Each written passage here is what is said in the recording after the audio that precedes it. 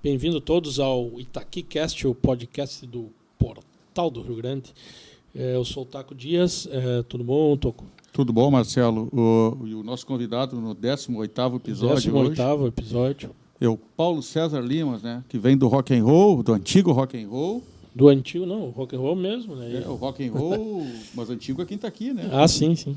Os primórdios. E ele é autor, e poeta e espírita também, né? Sim, tá. E vamos falar os nossos apoiadores aí, né? Vamos dar um recadinho aqui dos nossos apoiadores aí. A Vicência Cervejaria lá, a cervejaria artesanal de Itaqui, que conta com Pilsen, Viena, APA, Session IPA. E um abraço lá para a Carol. E o pedido, né, quem quiser comprar chopp ou as cervejas aqui que estão aqui, elas em garrafa, tem PET também de 1 litro. No WhatsApp, chamar lá 55999638040. E o recado que o pessoal lá da Vicência nos manda é que se beber não dirija, né? E o Ike Fome também, mandar um abraço lá pro João, nosso apoiador lá, o João do Ike Fome. Eu conheço o João. O app de delivery mais amado está aqui. É só baixar na loja lá do telefone, lá, da loja da Apple ou da Play Store lá, baixar o Ike Fome lá, que vai ter todos. Inclusive, eu acho que tem alguns outros apoiadores nossos lá. O artesanal e o braseiro, né? E eu vou com a Alessandra Empréstimos, né? Empréstimos consignados para aposentados e pensionistas do INSS. Empréstimos com FGTS, professores estaduais e Exército, na esquina da Independência com a Castelo, 1022. Nosso amigo Joab lá, né? Siga nas redes sociais lá, @Alessandra Empréstimos Itaqui. E a Mecatron, né? Estrutura para sonorizações de luz, palco, tendas, chapéu de bruxa, tudo que você precisa para o seu evento. A Mecatron pensou em evento de aniversário de 15 anos pro Veve, né? Meu amigo Veve de infância lá. Eventos, formaturas, casamentos e aniversários. Também tem o Grupo Braseiro, né? O Grupo Braseiro é o Braseiro Bar e Parrija, Braseiro Galeto, Braseiro Café Container e o Braseiro Boutique de Carnes. E hoje a gente vai falar sobre o Braseiro Bar e Parrija, né? Que está desde 2017 aí, sobre a administração aí do Duda. E a premissa toda do empreendimento é proporcionar bons momentos em volta do fogo, tendo como prato principal aquilo que nossa região tem de melhor, né? Que são as carnes, né? E é um ambiente diferenciado até. Eu tive lá segunda lá, comi um bife ancho lá, estava muito bom. Fui muito bem atendido lá, com uma equipe nova lá de atendimento lá, está muito bom. E também outro apoiador nosso é a Eletrosul, energia solar, né? Mais de 350 usinas instaladas em Itaqui de solar lá. Também tem monitoramento e todo equipamento de segurança residencial. Um abraço lá pro Lore, lá, que diz que está sempre na escuta. O Artesanal Burger, né? Também um abraço pro Alisson lá, que tem no Ike Fome, né? O Artesanal Burger. Aí, se quiser pedir pelo WhatsApp também, é 55994741115. E quem quiser seguir nas redes sociais é @artesanalburger86. E também, para finalizar, nosso grande apoiador aqui desde o início é o estúdio Execute, que é que onde estamos, né? Quer apresentar nosso convidado aí, Tom? Nosso convidado, Paulo César Limas. E aí, Paulo? Tudo bom, Paulo? Tudo bem. Uma felicidade imensa, né? Estar na presença dos amigos, nessa estrutura bonita. Deixa a gente bem à vontade para falar, para contar alguma coisa, para versejar. Então, desde já eu agradeço pelo carinho dos amigos, por essa oportunidade da gente poder falar um pouquinho sobre a arte da gente. Paulo, eu estava olhando, tu não é natural de Itaqui, né? Não, eu sou santo-angelense. Tu é missioneiro. Da capital das missões, Santo Ângelo, missioneiro. Veio parar em Itaqui?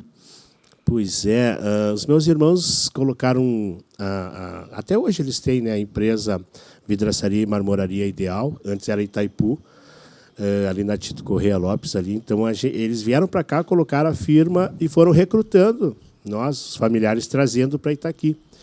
E eu fui um deles, cheguei aqui com 17 anos. Que ano? Lá em 84. 84. E aí cheguei aqui, gurizão, e fui pegando profissão, né? Até hoje eu sou vidraceiro profissional. Hoje não exerço a profissão, mas a gente aprendeu a profissão e foi ficando. E começo meio estranho, eu meio que a cidade me pareceu um tanto estranha, fronteiriça, uma cidade fronteiriça, uma outra cultura. Mas eu fui entrando, fui enraizando, tanto que está aí 36 anos para 37 anos que a gente está morando aqui. Casei aqui, meus filhos nasceram aqui, então a gente é mais itaquiense que santo-angelense. Acredito. E vamos contar a tua trajetória, o programa é teu, vamos contar a tua trajetória. Como é que tu te surgiu a arte, assim, no sentido amplo, assim, da palavra, na tua vida, assim? Olha, eu costumo dizer que eu lapidei a minha arte aqui, Sim. aqui em Itaqui. Eu comecei em festivais escolares, em Santo Ângelo. A minha primeira apresentação foi no Teatro Antônio Sepp, e eu lembro que eu cantei a música Anunciação, da Alceu Valença. Anunciação. E ganhei, tirei o primeiro lugar. Ah, legal. Depois participei da Penha Crioula, que era um festival nativista. Eu sou eclético até hoje, assim, eclético pra caramba. Então, assim, aí cantei Mário Barbará, Desgarrados, fiquei em terceiro lugar. Aí, veja bem, hoje eu sou um poeta, um escritor, e cantar é o que eu menos faço, né? Mas eu comecei cantando. Sim. E aí, quando eu vim para cá, encontrei os amigos que já tinham o mesmo pensamento que eu, de formar uma banda de rock. Era aquela efervescência do rock nacional ali, né? Quando eclodiu tudo, Legião, Paralamas, Capital. Foi um troço fantástico, né? Tinha o rock gaúcho também forte, sabe? Isso, né? O Porto Alegre, assim, a cena de Porto Alegre, assim, eclodiu. Surgiu ali Garotos da Rua, Engenheiros do Havaí, De Fala, né? Enfim, Replicantes. E a gente tinha vontade de formar alguma coisa assim. Aí eu encontrei o Eliseu Billy Boy, né? Que hoje mora em Santa Catarina. Sim. Se eu não me engano, acho que em Bombinhas que ele mora. Eu faço tempo que não. E o Royce, que tocava com a banda Utopia, o Gustavo Steffens, o Gilson Cariolato, era todo da nossa época ali. E começamos a formar bandas. O Gustavo Steffens, ele toca numa banda, ele tocou numa época aquela banda que era, fugiu o nome, que era uma banda de jazz, não era? Isso, eu também não lembro o nome, mas ele acompanhou também grandes nomes da nossa música. Então, a gente começou a nossa caminhada dentro da arte ali, no rock. E eu digo assim para vocês, assim, meus amigos, que eu devo muito ao rock and roll, porque foi onde eu comecei, onde eu aprendi a escrever. Sim. Sabe? Onde eu fui apurando essa verve crítica que eu tenho, ácida. Sim. Eu tenho uma opinião muito forte sobre as coisas e eu procuro colocar na minha arte, até mesmo dentro da arte espírita, de forma sutil, mas não deixando de falar sobre o que nós devemos falar. Então, foi muito legal aquela época, sabe? Tinha as bandas do Leco Barbosa, que era Faces Ocultas, tinha do Cristiano, do Maluco, sim, que era LSD. Sim, então, assim, tinha a banda Utopia, e eu enveredei para o punk rock. Já pela coisa de rebeldia, de Sim. querer fazer crítica, um trabalho temático em cima de críticas, eu formei bandas punks. Eu tive a Papoula Vermelha, a primeira banda punk da fronteira oeste, né, acredito eu, pelo que a gente conversa, e depois a Cadáveres Burgueses, 2 bandas. E ali a gente foi trabalhando. Era uma época difícil, uma época onde a censura pegava. Nós, inclusive, sofremos repressão quanto a isso. Eu fiquei com o meu material da banda preso. Eles confiscaram minhas letras. Que ano foi isso? Foi bem difícil, assim. Aquelas letras eram muito críticas mesmo, numa época em que... Questionando. Sempre questionando. E aí, esse foi o começo. Foi muito bom. A gurizada que estava na plateia hoje faz parte de bandas de rock, né? Então é muito legal isso. Eu aprendi a escrever dentro dessa escola maravilhosa. Até hoje eu curto, né? Não tenho muito tempo assim para assistir shows, para assistir um documentário, alguma coisa assim, porque a vida da gente é muito corrida. Sim. Né? A gente vai ver depois o que a gente faz em relação à arte é incrível, sabe?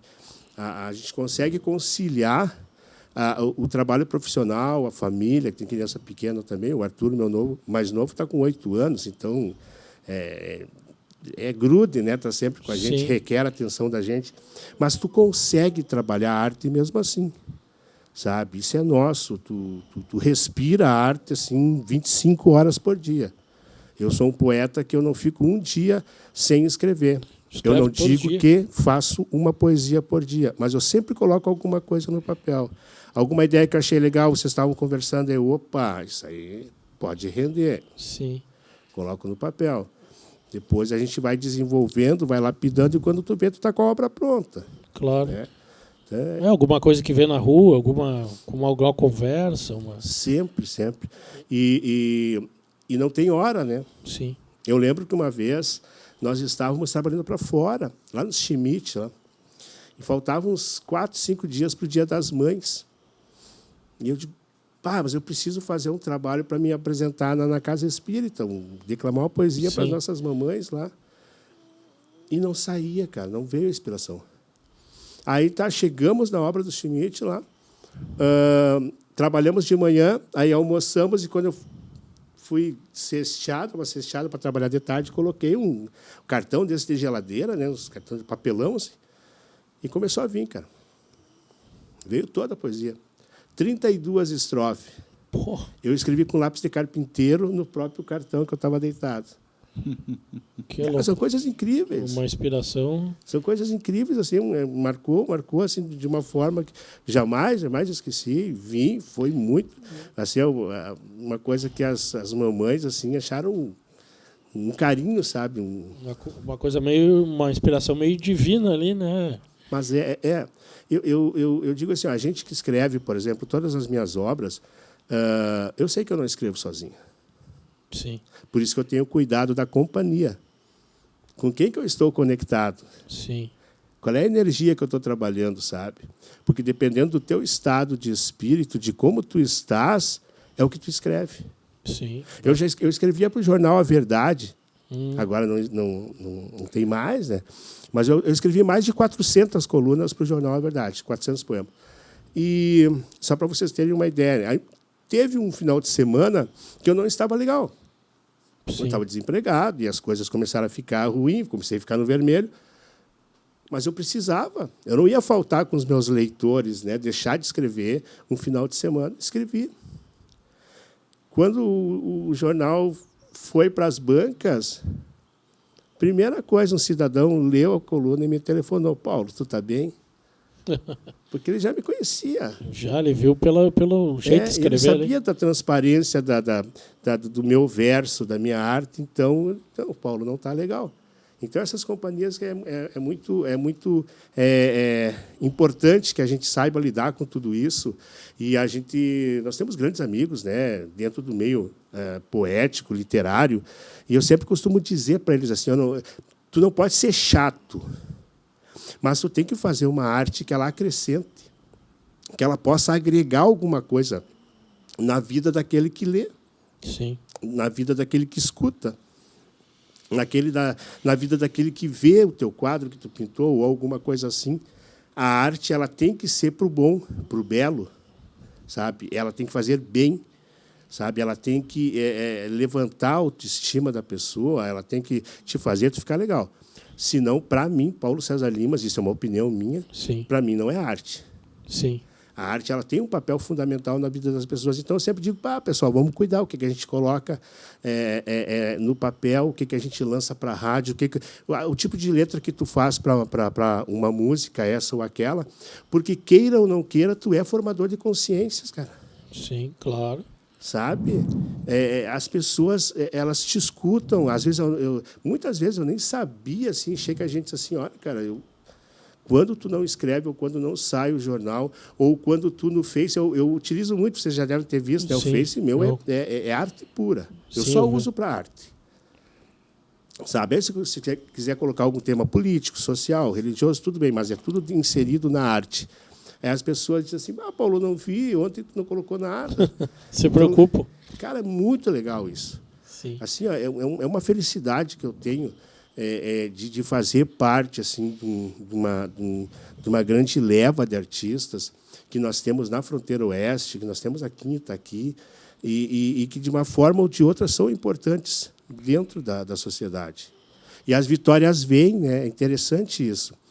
Eu estava conversando com os amigos agora, antes de vocês chegarem, e estava dizendo, as coisas vão acontecendo, as vitórias vêm, sabe? O trabalho da gente é um trabalho de formiguinha, mas que dá resultados. Sim.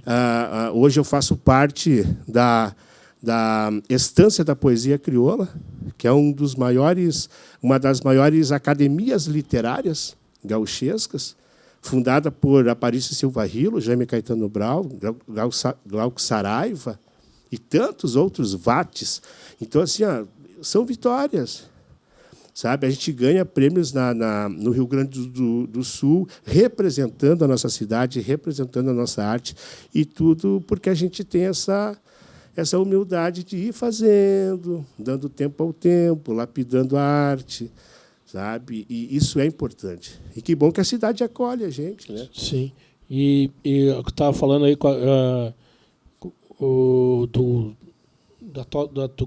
qual foi o primeiro, a tua primeira obra dessas que tu trouxe para nós? A minha primeira obra eu lancei ela em 2010, O Missioneiro e Fronteiriço. Esse aqui, O Missioneiro e Fronteiriço, eu lancei em 2010. E não tem mais no catálogo, nem nada. Eles sobraram poucos exemplares. Esse aqui, inclusive, é da minha prenda. Eu coloquei o dedicatório e dei para ela. Agora ela me emprestou para me trazer para cá. Esse aí tem. Ele mostrou ali já. Já mostrou para. Esse aí, Paulo. Esse aí, eu olhei aqui a capa, botei o olho e me chamou a atenção que esse aí tem nos livros lá do. O que o meu pai gosta muito. Isso. Esse aí eu me lembro, tá ali. Eu olhei, ele tá. Que os livros ficam assim, né? Esse aí está aqui. Eu olhei e e foi muito importante porque esse livro ele retrata as minhas bandeiras, né? Sim. Claro que Itaqui também é missioneiro. Tem muita gente que não compactua dessa ideia.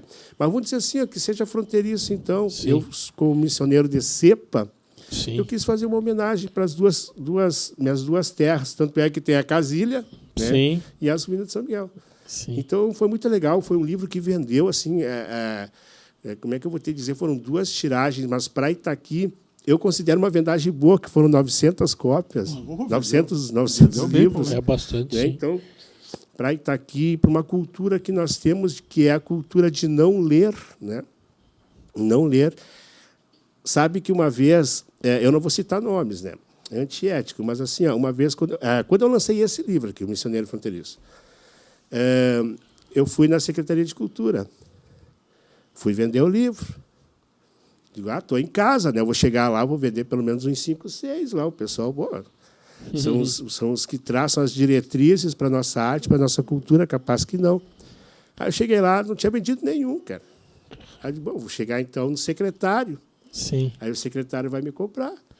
Aí cheguei para o secretário, mostrei o livro, disse, estou lançando Missioneiro e Fronteiriço, é a minha primeira obra, e eu gostaria de ter o prazer de um olhar inteligente feito teu aí, né?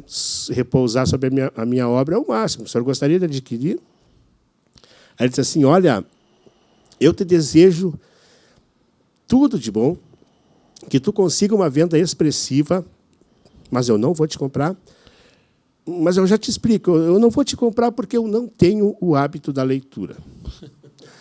Aí eu olhei para o secretário da Cultura, né? Quer dizer, mas se tu, que é secretário da Cultura, tu não tem o hábito da leitura, sobra o quê para quem? Para quem não é. Né? Então, é sempre um desafio, assim, amigos, nós vendermos livros. A gente vai vender para aquelas pessoas mais chegadas, para os familiares, ali nos 2, 3 primeiros meses. Depois, tu não vende mais. Sim. Depois, o Paulo vai lá fazer uma palestra no Otávio Silveira e dá 3 exemplares para a biblioteca. Ou faz sorteio para a gurizada, 1 ou 2 livros, e assim nós vamos indo. Sabe? Então, lidar com a arte, lidar com a cultura é difícil. Tá, mas essas 900 tiragens que tu teve desse primeiro livro, tu fez 2 tiragens, né? Tu falou. 2 tiragens. Foi ao natural essa venda? Sim, eu fui chegando de casa em casa, de porta em porta, e fui vendendo. E foi o livro que mais vendeu, porque os outros livros também eu fiz fiz pouca tiragem, né? Não consegue fazer assim. Tu teve patrocinador nesses livros, hein? O primeiro foi o Weber e o seu Orlando Gomes. Tá. Os 2. Depois, o restante dos livros foram por projetos. A Lei Aldir Blanc, por exemplo, eu lancei uma trilogia. Eu lancei esses 3 livros aqui, ó. A Ilha das Palavras, que é de poesia urbana, o Contemplação, que são poemas espíritas, e o Alma Bugra, que são poemas gaúchos. Olha só, o eclético, né? Sim. Bem Poesia urbana, espírita e o livro de poesias gaúchas, pela Lei Aldir Blanc. Aí nós entramos com um projeto na prefeitura ali e a gente foi agraciado com... Deram um ok, ó, vamos lá, vamos lançar. Então, e esse de Pampa, Amores e Guerras também foi por projeto. É uma rebarba que tinha voltado para lá. Tinha voltado, que nós não havíamos aproveitado aqui, aí entramos de novo com a petição, veio o dinheiro para cá e a gente acabou lançando. Então, assim, veja como é importante também essa mão amiga, né? Essa somatória de esforços, né? Prefeitura, os órgãos competentes, a própria a Secretaria de Cultura, de Esporte e Lazer. Esse é o último, né? Esse aqui é o último. Esse aqui eu Lançou eu já coloquei a dedicatória para os amigos aí. Isso aqui fica para vocês lerem e fazerem a crítica construtiva. Muito obrigado pela Aqui, meu irmão. Pela honraria, né? pela honra. Paulo, esse aqui tu lançou quando, Paulo? Esse aí é o mais recente. Esse aí eu lancei fazem, se eu não me engano, acho que fazem 6 meses. Não, mas é zero do boliche, então? Não, tá. E assim, ó... Como é que tá a tiragem desse aqui? Esse aí também já foi, né? Ah, já foi? Eu devo ter uns 20 livros que cada livro que eu presenteio, sabe, é para pessoas, sinceramente, sim, não preciso estar comprando ninguém, que eu sei que são pessoas cultas, que vão ler, que vão guardar com carinho. Porque quando eles ficam poucos, assim, 20, 25, na verdade, tu nem quer vender mais, sabe? Sim, tu quer deixar eles ali, porque lá, de vez em quando, eu vou vir aqui, como a gente está fazendo aqui, vai presentear um amigo. Claro. Eles vão se tornando raros e é difícil tu relançá-los, né? Então é por isso que a gente, aqui, né? assim, ó, a capa é o livro que eu cheguei mais perto do que eu gostaria de fazer na obra, tipo assim, capa contra capa. Olha a diagramação, que coisa mais linda, cara. E assim, ó, eu consegui reunir nesse livro mais 2 amigos meus, que é o Luiz Carlos Cardoso e mais o Graco Bonetti. Então, imagina nós termos só itaquienses num livro, né? A arte do Luiz Carlos é incrível. É um talento, cara, né? É incrível. E a logomarca que quem me presenteou foi o Graco. Então, assim, a gente conseguiu fazer um livro que se aproximou quanto ao conjunto da obra, assim, do que eu realmente pensei em fazer. Essas coisas do Luiz Carlos Pedroso são bonitas, né? O Luiz Carlos Pedroso é algo fantástico. A gente trouxe aqui o Leandro Fleck, ele é escritor também, né? E o Leandro tem um livro dele que é sobre os anos 80, final dos anos 80, e ele fez o desenho, toda a ilustração. Isso. Com várias referências da época. Da capa, né? Eu acho que eu não era um lobisomem juvenil. Esse aí. Eu acho que eu tenho lá em casa também. E que desenho, que arte, né? Ele é incrível, cara. Nós temos artistas assim, ó, que nós não devemos nada para ninguém. Eu nem estou falando sobre mim, assim, ó, com toda a humildade que eu procuro sempre caracterizar a minha pessoa como artista, mas nós temos artistas em potencial, cara. Nós temos artistas aí fora brilhando. O próprio Billy Boy, que a gente estava falando aí, tanto musicalmente quanto na pintura, né, que ele é uma pessoa que trabalha com a arte da pintura, é fantástico, né? Desenhistas, músicos, Nós temos gurizada que saíram daqui que tocam com grandes nomes. Nós temos professores, né, com mestrado em música, né? Então, nós temos o Pedrinho Monte, que é uma figuraça, Sim. o Benhur Borges, cara que toca música assim, ó, brincando, de olhos fechados. Então, assim, Itaqui tem um grande acervo de artistas, e a gente fica feliz de fazer parte desse time aí. Sim. Né, de poder mostrar o trabalho da gente. E eu acho assim que ser eclético também me abre um campo maior para mim trabalhar, né? Assim como eu trabalho a arte gaúcha, aproveitando todo esse cenário que nós temos aqui, o Rio Uruguai, né? a fronteira, os termos, né? Que a gente pega bastante dos nossos paisanos e traz para cá. O tema urbano, que eu sou apaixonado assim pelo tema urbano, porque eu consigo trabalhar essa verve mais crítica, sabe, um outro olhar, uma outra linguagem, porque o tradicionalismo tu fala muito em peçoelos, campechano, badana, tem gente que não sabe o que é. Aí tu faz um livro com poesia urbana e tu começa a colocar sobre a miséria, sobre a fome, sobre o desemprego, sobre os temas sociais, sabe, numa outra forma que tu entende. Então eu consigo agregar dentro desse trabalho um contingente diverso. Sim. Né? E tem a arte espírita, né, que é maravilhosa. A gente está com um trabalho muito bonito com o Vladimir Escobar, Sim. que é meu parceiro. O Vladimir Escobar eu conheço desde... Ele nem era casado ainda com a... Tu já conhecia o Vladimir antes do... Eu conheci o Vladimir com os grupos nativistas que ele tinha, sim. Charlie Canto, Grupo Liberdade. E assim, anos, era rapaz, assim, uma rapaziada, assim. E aí foi crescendo a amizade e as famílias muito próximas. E a música também unindo, né, unificando essa amizade, fortalecendo. E hoje o Vladimir é um grande nome dentro do movimento espírita. O Vladimir ele é presidente da União Municipal Espírita. Ele é um dos responsáveis pela arte na fronteira, né, pela Federação Espírita do Rio Grande do Sul. E eu estou junto com ele. Sim. Então, ele gravou 2 CDs de músicas espíritas e eu estou lá. O Perizinho também, o Peri escreve. Então, a gente vai junto, vai levando a arte da gente para a evangelização, para os seminários, para as conferências espíritas, está tudo ali. A arte espírita inserida e também com a marca de Itaqui, né? Esses companheiros aí que se somaram nesse trabalho que já a gente vem realizando já há muito tempo. Né? Sim. E tu começou ali no movimento rock ali, e aí dali tu começa a escrever poesia crioula ou como é que foi? Foi nessa sequência assim e depois vem o... Pois é bem interessante isso porque eu mesmo quando tinha banda de rock, Sim. Eu muitas vezes me apresentava no palco de bombacha e coturno. Sim. Bombacha e coturno. Eu já tinha essa coisa do tradicionalismo é muito forte em mim. Eu trago desde sempre. Só que para te escrever sobre o nosso regionalismo, sobre as coisas da nossa pampa, tu precisa se lapidar. Tu precisa de um algo mais. E eu fui buscar esse algo mais no rock. Fui escrevendo, fui lapidando, descobri Renato Russo, né, cara?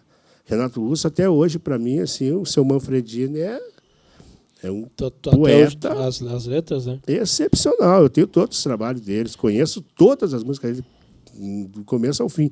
Então, assim, ó, a gente foi lapidando, e eu olhava, lia aqueles poemas e pensava, poxa vida, eu gostaria de ter feito esse poema. Quando eu li Índios, eu digo, meu Deus, por que não fui eu que fiz isso aí, cara? Uma forte crítica social. Né? Cara, assim, por que não, né? Perfeição, assim, aquela perfeição. Então, isso vai te fortalecendo, vai te dando um norte, vai te dando uma diretriz para que tu vá lapidando a tua arte. Aí, sim, aí eu comecei a escrever música nativista. Mas aí eu já sabia o que eu estava escrevendo. Sim. Aí eu já sabia o que eu queria colocar no papel. No papel. Sabe? Eu via muito assim, ó, a música gaúcha até hoje é assim. Não é uma crítica, sabe? É só uma coisa que a gente constata e tu não quer seguir por aquele caminho. Que é de... Entrei no baile, dei um tiro no candeeiro, e aí no final do baile peguei a prenda, botei na garupa do cavalo e levei para o meu pelego. Sim. Né? Levei para os meus pelegos. Cara, eu ficava olhando assim, será que é só isso que os caras escrevem? Não? Sabe? Não, eu queria fazer algo mais profundo. Sabe? Que falasse sobre o amor à terra, falasse sobre as lides campechanas, que falasse sobre o senhorzinho, aquele que está lá no fundão de campo, cara. Sabe? Sem água, sem luz. E ele gosta de viver assim, só ele toma o mate dele, ele levanta dos galos, sabe? O gaúcho legítimo mesmo. O João Sampaio tem uma tirada muito legal, que ele diz, e eu adoro esse pensamento dele, e assino embaixo, ele diz que o gaúcho não vai do CTG, cara. O gaúcho mesmo, nosso, de pura cepa, ele não vai no baile do CTG. Ele não vai tomar chimarrão na praça. Ele não desfila no dia 20. Nós estamos aqui reverenciando ele. Mas ele está lá no fundão de campo, cara. Sim. Alambrando, lidando com a bicharada, sabe? Plantando, fazendo qualquer coisa, menos aqui na cidade. Então, assim, eu queria falar sobre isso. Eu queria falar sobre o avô aconselhando o neto, mostrando a vida, sabe? Ensinando ele a buscar a volta para montar, sabe? Ensinando os segredos da terra, a amar a terra, a plantar, a cuidar do que é nosso, a amar a pampa, que é o nosso berço, o nosso ninho. Eu queria falar sobre isso. E eu vi os caras falando muito sobre isso, sabe? Esse machismo, assim, essa coisa, eu peguei, fiz e lutei com 5, e dei um talhinho. Cara, até hoje eu acho um absurdo isso. Sim. E ainda bem que a gente aprendeu a compor. Hoje tem umas músicas muito falam do dia a dia, campeiro, tipo do Gujo Teixeira ali, e umas coisas que eu já vi falar também, muita pessoa falar, mas esse tema não é comercial. E hoje tu vê uns temas que as pessoas conhecem tudo e não são tão comercial, né? É que é uma diferença também muito grande entre a música nativista e a gaúcha no sentido de percepção. Ah, sim. A música gaúcha, tu geralmente escuta ela para dançar. Sim. Para se balançar, sabe? Para fazer uma festa, tá entre amigos ali. E a música nativista, tu tem que parar para pensar. Sim. É aquela música que tu absorve ela silente, mateando, quietinho, sabe? Hoje nós escutamos ontem de manhã, não? É. Nós estávamos chegando lá fora. Ah, sim, que a música é... Pelos? Pelos, do Zé Cláudio Machado. Ah, sim. Tocou na rádio... Aquilo é um hino, meu. É clássica, né? Mas, clássica. E eu fiquei muito triste, gente. Assim, eu estava comentando até com o meu irmão que mora em Santo Antônio da Patrulha, que também é músico. Ele é músico, né? Eu sou poeta. Mas a gente está ligado na Irmandade de Sangue da Arte também. Eu estava comentando com ele que veio o Jairo Lambari Fernandes para cá. Não lembro que época que foi. Eu acho que deve fazer mais de 10 anos isso.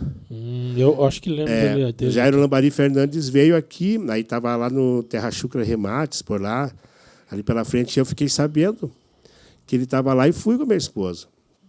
Aí cheguei lá, ele me recebeu assim, me deu um abraço fraterno, conversamos sobre música, e aí à noite ele ia estar no Rincão da Cruz, fazendo o show dele.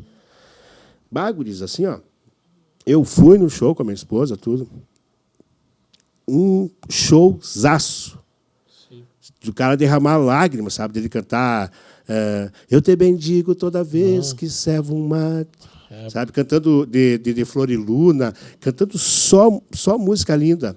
E o pessoal tudo conversando, dando risada, se empurrando, contando piada. E eu pensando, cara, que falta de respeito com o artista que está ali na frente. Mas é a cultura. Sim. Tu não vai no CTG para te escutar, pensar, refletir sobre o que está sendo apresentado no palco. Tu vai para dançar, para tomar cerveja, encontra uma piada e dá um tapa nas costas de um e empulha o outro e assim vai indo. Mas são coisas que eu tirei para mim. Sim. Sabe? E tu falaste sobre o comercial, e é interessantíssimo isso, Porque as músicas que eu mais gosto, dos artistas que eu mais gosto, não são comercial. Tu pega, por exemplo, o Luiz Marenco, tu vai lembrar direto do Batendo Água. É mais famosa, né? E eu já vou lá no Funeral de Coxilha, sabe? Eu já vou no O Silêncio das Janelas do Povoado. Uma boa, baita música. Umas letras que conta uma história. Meu Deus do céu. De uma página triste do nosso estado. Né? Ele conta aquela época dos mandados, né? Degola, vai lá e executa fulano, e os caras... Aí chegaram aqueles 4 homens a cavalo, e ele descreve toda a cena da chegada dos caras. É fantástico, mas não toca na rádio. Não toca a mídia não coloca isso. E nós temos poucos programas nativistas também, né? Isso também nativista contribui. mesmo. Nativista puro não tem. Não tem. Nós teríamos que ter até para que a pessoa também começasse a despertar mais para isso. Sim. Mas aí tá uma coisa que eu gosto e que, como poeta, como letrista, eu procuro sempre impulsionar. Que a gente preste atenção menos no barulho, na sonoridade e mais na letra. Sim. Porque tem coisas lindíssimas.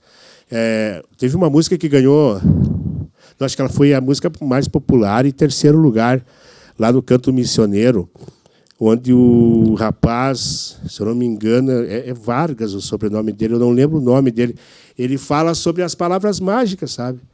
E ele começa a música dizendo: a bênção, meu pai. E aí, tudo sem som, assim, aí começa o violão dedilhar e ele diz: Deus te abençoe, meu filho. E aí começa aquela coisa antiga do com licença, sabe? Muito obrigado, de tirar o chapéu, sabe? Quando passa alguém. E aquilo me calou tão fundo. Quando a minha esposa chegou, eu estava com fone de ouvido, assim, e escutando o vídeo com fone de ouvido, assim. E ela chegou, eu estava em lágrimas, cara. Sim. Porque isso te remete a uma coisa boa, sabe? Te traz uma coisa boa, te faz tu se sentir legal. Então, eu acho que nós precisamos de mais poesia na música, sabe? Eu acredito muito no valor que a poesia tem, na força que a poesia tem. Eu acredito muito. Assim, e precisa de uma nova geração, sempre de uma pessoa nova entrando, né? Que é isso que movimenta, né? Tu acha que a tecnologia de hoje, as redes sociais, a internet, tu acha que facilitou ou dificultou esse trabalho?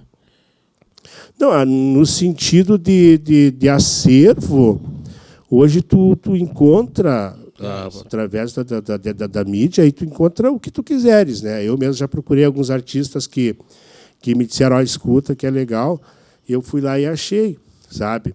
A preocupação da gente, e é uma coisa que eu não domino, assim, mas eu fico pensando sobre isso, é porque que as músicas do ano são, entre aspas, assim, né, sem querer ofender ninguém, mas são verdadeiros, nem vou falar lixo, vou falar assim, descartáveis, sabe? Sim. E são música do ano. Quando tu assistia o Faustão ali, que dava as melhores do ano, cara, dos últimos 10 anos, assim, não se salvava uma, sabe? E aí tu vê uma pessoa... A gente também tem uma queda, a gente está sempre propenso a incentivar o descartável. Sim. Por exemplo, assim, tu acha legal, por exemplo, tu pegar e olhar o da caneta azul lá, tu dá risada. Sim. Mas aí daqui a pouco tu idolatra o cara, e o cara hoje está estouradaço em tudo. E é uma letra que não te agrega em nada. Sim. Não tem poesia. Não, e toda errada. Sim. Eu digo que aquele tipo de letra, de poesia, ele te ajuda a entender menos de português. Porque é uma coisa aradinha, sabe? Sim. Então, assim, e a gente gosta. Sim. Né? Nem vamos falar sobre, por exemplo, as Anitas da vida, não sei mais o que. O pessoal gosta, eu respeito. Mas não tem poesia, cara. Sim. Sabe? Eu acho que é interessante a gente agregar isso à musicalidade. Por isso que eu gosto da arte espírita, porque a gente consegue colocar tudo aquilo que faz bem ao coração através da música, né? Então, casa bem direitinho poesia e música. Sim. E agora que tu entrou nesse assunto, como que surgiu o espiritismo na tua vida, assim? Eu fui para a Casa Espírita com 5 anos de idade. Tu é desde criança. Os nossos pais nos deram essa diretriz e eu agradeço muito. Eu participei de todas as escolas de evangelização. Que legal. De todos os ciclos, desde o jardim, com 5 anos. Aí tu sai, ali tu pega primeiro ciclo, segundo ciclo, terceiro ciclo, pré-juventude 1, pré-juventude 2, pré-juventude 3 e juventude. Eu fiz todos. Graças a Deus, uma felicidade assim, de ter entrado já direcionado nessa religião fantástica, né? Porque é religião, né? As pessoas às vezes acham que não.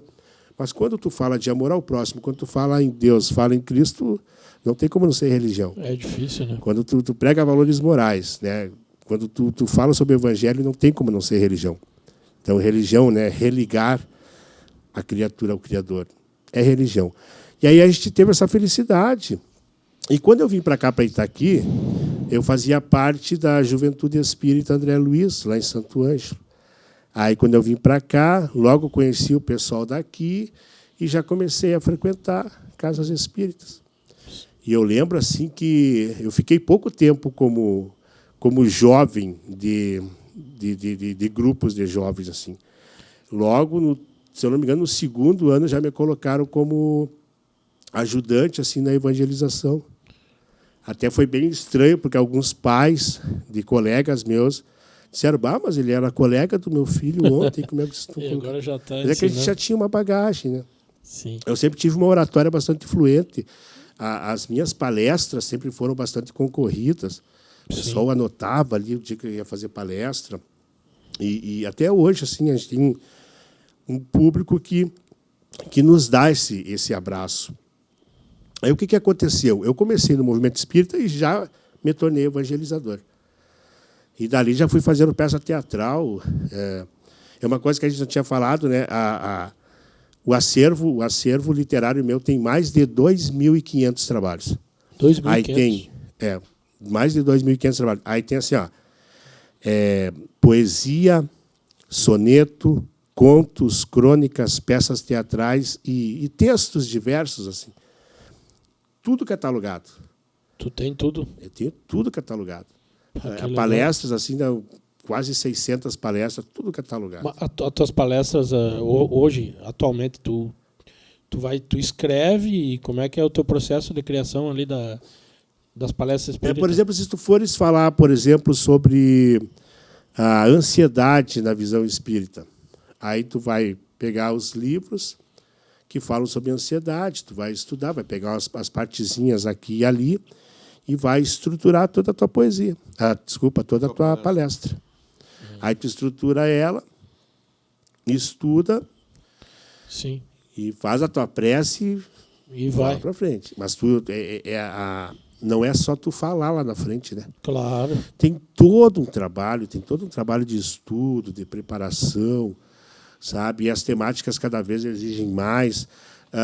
O Espiritismo é uma doutrina que te dá respostas, né? Isso é muito legal. Eu sempre digo isso, Paulo. Ela te dá respostas. Foi no Espiritismo que eu achei a resposta de tudo que eu precisava. É incrível. Foi só no Espiritismo que eu achei todas as respostas. É incrível, Toco. Assim, as pessoas chegam... Eu sou prova disso, assim, porque eu me emociono muito das pessoas assistirem uma palestra, não só minha. Tem o Peri, tem o Vladimir, sim, a Verinha, tem um grupo de irmãos que fazem palestra. E eles saem de lá, abraçam a gente assim. Eu precisava ter vindo aqui. Porque era isso que eu queria escutar. Problemas familiares. Por que tu está numa determinada família, sabe? O que é uma família, afinal de contas? Por que acontecem certas situações? Como tu lidar com essas situações? Tudo tu encontra na doutrina, cara. Quem tu é, da onde tu veio, o que tu está fazendo no planeta Terra, qual é o objetivo da vida, para onde tu vai após esse processo que nós denominamos morte, né?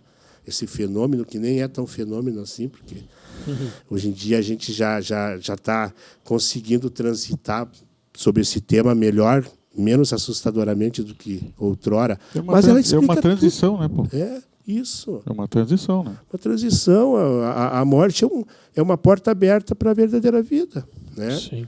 Isso aqui não morre, né? Não, Morre isso aqui, meu. nós somos eternos. Exato. Né? O corpo, o nosso invólucro carnal, ele fica e a alma imortal, né, caminheira, andeja, segue, sabe? Ela recebe todo o carinho no retorno à verdadeira pátria e depois recebe outras oportunidades através da cadeia reencarnacionistas e assim nós vamos evoluindo através dos milênios, né? De corpo em corpo, forjando a nossa rota rumo à evolução. Então é tudo. O nosso espírito já passou, né? Pá, Imagina. é muito, muito gratificante assim tu saber disso, sabe?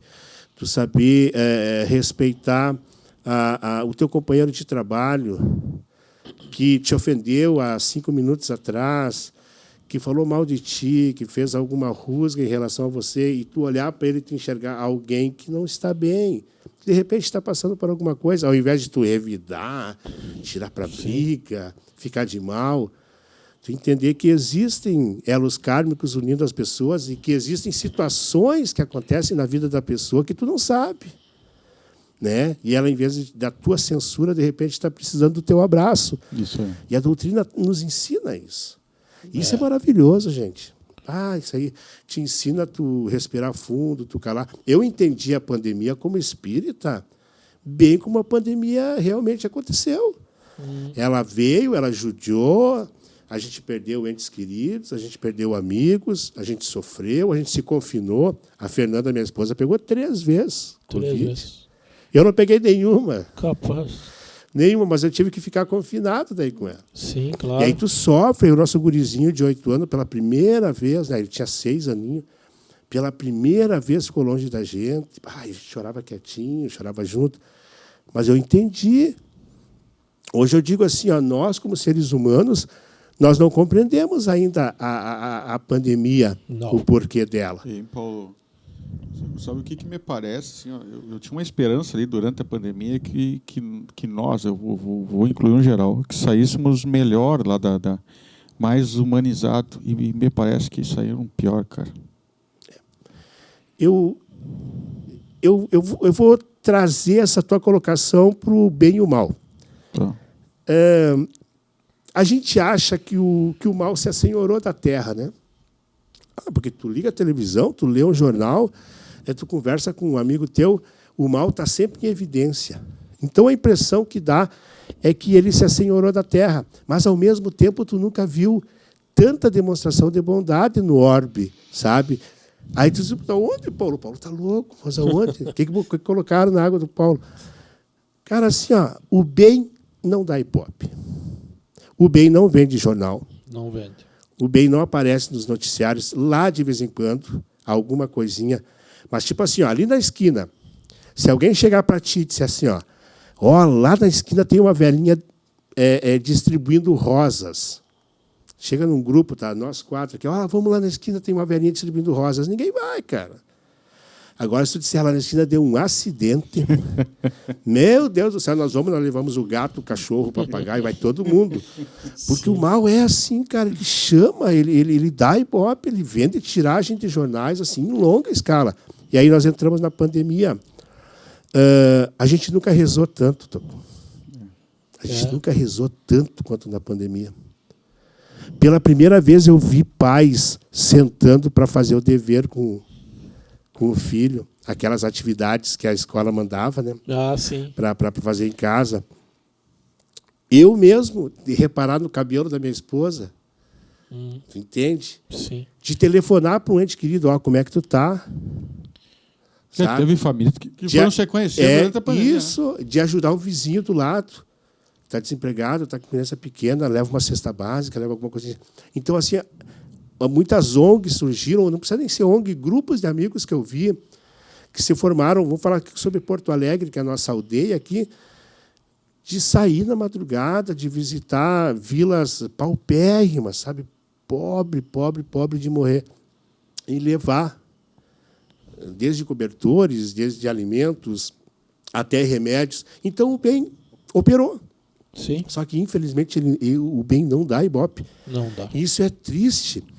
Uma vez eu conversando com uma professora minha, foi minha professora no São Patrício, eu estava dizendo assim, a gurizada está toda reunida na frente do colégio. Se uma senhora for atravessar a rua e um dos alunos pegar ela pela mão e atravessar a rua, os outros riem. Eles não estão acostumados com isso, sabe? Eles não estão acostumados com essas demonstrações de afeto. O meu filho sofreu assim, ó, o Arthur, pequenininho, ó, sofreu horrores na escola, porque ele pegou uma gurizadinha daqueles tinhozinhos, sabe? Criado na rua, assim, coitadinha das crianças. Eu digo que a culpa não é das crianças, é dos pais. E ele pegou, e ele é todo educado, cara. Oi, tudo bom, meu amigo? Como é que você está? E é tudo assim, sabe? De emprestar as coisas. Aí ele chegava lá em casa e, ué, cadê teu apontador? Cadê teu lápis? Ah, eu emprestei para o fulano. Sabe? E ele sofreu na escola. Porque ele tinha o certo dentro de casa e lá naquele ambiente onde ele estava, o certo estava errado. Sim. Sabe? Então, o errado é que estava em evidência, todo mundo se acostumou. Então, ele era o estranho no ninho. Sim. E nós somos assim, nós somos o estranho no ninho. Ah, mas se eu fosse tu, mas eu não perdoava. Ah, se eu fosse tu, mandava bem longe, cara. Mas olha só o que ele te fez. Sabe? É assim. Chamava, chega assim, ó, beleza, Toco. Beleza, Taco, ó. Isso aí que tu fez aí, valeu, cara. É isso aí mesmo. Não. A gente sempre puxa para o outro lado. É que nem agora, estava entrevistando um gurizinho com a camisetinha do Grêmio, assim, das categorias lá, as fraldinhas. Né? E aí, como é que foi o Grêmio? Ah, não foi legal porque não deu briga. O Grêmio tem que dar briga. Então, já é uma cultura que tu vem trazendo, sabe? Sim. É interessante isso. O cara vê os adultos falar. É. Paulo, eu não tenho frequentado o Centro Espírita, mesmo sendo apaixonado pela doutrina. Tu vê muitos jovens no Centro Espírita? Hoje menos. Hoje menos. É uma preocupação até. Porque, no meu tempo como coordenador de juventude, nós chegamos aí em encontros de jovens em Santa Maria, de lotar um ônibus. Sabe?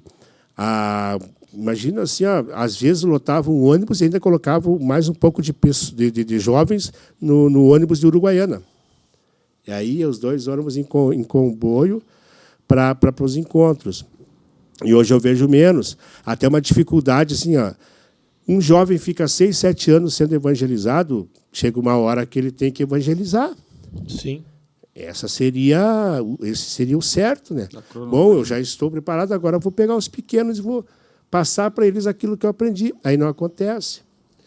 Um pouco porque abrem fora, né, por causa dos estudos. Foi uma grande, assim, ó, uma evasão, assim.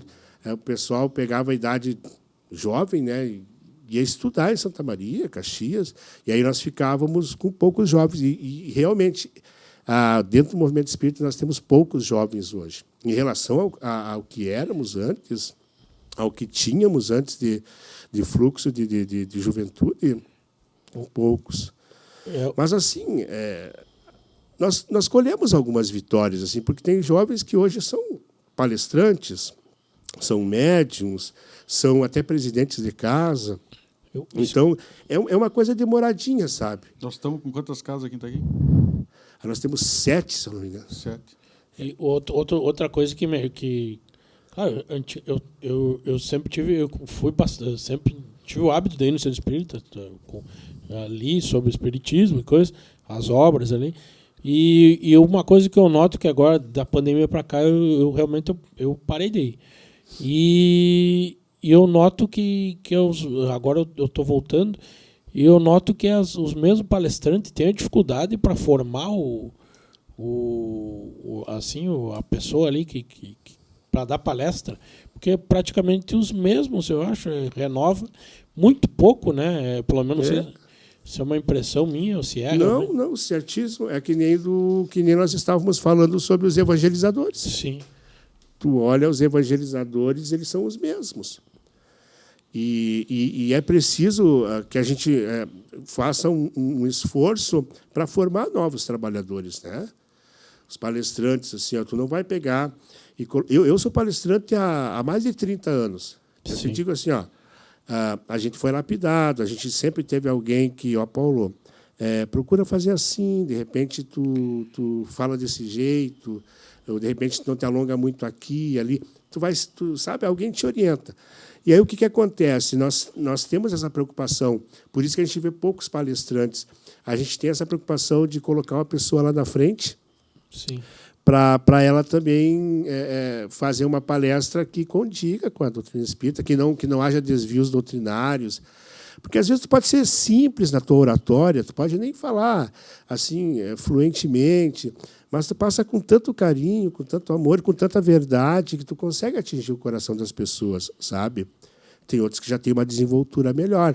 Tem outros que já são um gabedal de conhecimento, que nem o Peri, o nosso irmão lá, o Peri, uma sapiência incrível, sabe? Então, a gente fica assim, olhando, a gente se entusiasma até para continuar estudando, para fazer as palestras. Mas eu lembro de ti no movimento espírita. Sim, eu sempre fui lembro bastante. Mas retorna.